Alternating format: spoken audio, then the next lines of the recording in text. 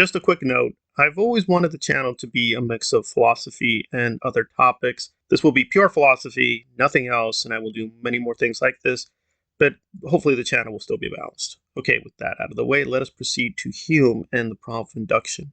Well, Hume is misunderstood and misquoted many times. Let's be clear about what he did and didn't say. What he's saying is not that all induction is irrational. And what is induction? Basically, you're just generalizing from a small set of cases to a larger set of cases. In other words, if you've seen ducks many times, they tend to have bills, right? So you're going to imagine that in the future, if you see a duck, the duck will have a bill, so on and so forth, right? You've always struck a match, the match is on fire, etc., etc. So you're going from a few cases to a huge universe of cases, but you think generally it will still hold that this or that event will happen, right? You go from event A to event B. Hume is not saying it's irrational to believe you're going from event A to B if and only if you directly observe that event. In other words, if you're directly there to perceive and sense the events, his issue is with induction in terms of unobserved cases. In other words, if you're not directly observing event B, then yes, it is irrational to believe event B will happen. If the sun rising today leads you to believe that the sun will rise tomorrow, we're going from event A to event B, which you have not directly observed. In other words, you haven't seen the sun tomorrow, today. So that is irrational. You shouldn't believe that. Now, that may seem incredible because, like, well, wait, why would you think this? And his basic point is he thinks it's irrational to think that the future will resemble the past. We have no logical reason to think this. We may want to believe it, but we don't have a logical reason to believe it. Now, he's not saying we shouldn't believe it.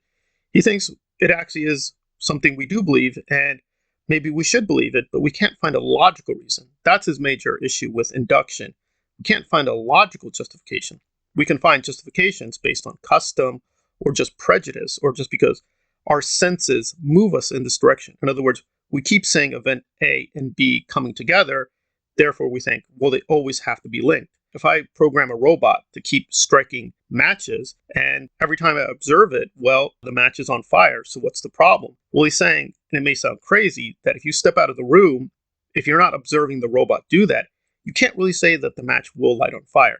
Even if later you look at a camera and it turns out you were video recording the whole thing, it still doesn't matter. That's irrational. You're going from unobserved to observed, and that's not possible to Hume.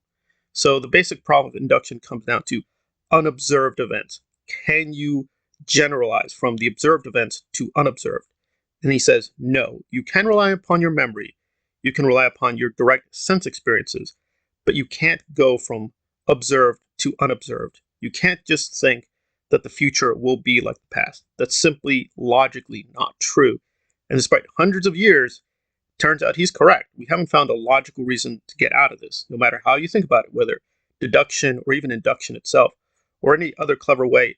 It seems this argument is rock solid. But of course, in real life, we do go from the observed to the unobserved all the time. And 99% of the time, we're perfectly right. I mean, I don't know for a fact that, quote unquote, I will be breathing air tomorrow, but I've been breathing air ever since I was born. So I have good reason to think if I wake up tomorrow, I'm going to be breathing air. It may not be the highest quality, but I'm definitely breathing, and I'm definitely breathing air. So as long as I live, I will breathe air. But he is correct. It may happen one day that somehow or other, I'm going to be breathing poison gas. And for some reason, some insidious organization decided to flood my area with poison gas. It's just irrational to think the future will be like the past. Sometimes it will, sometimes it won't. And that is the problem with induction, according to David Hume.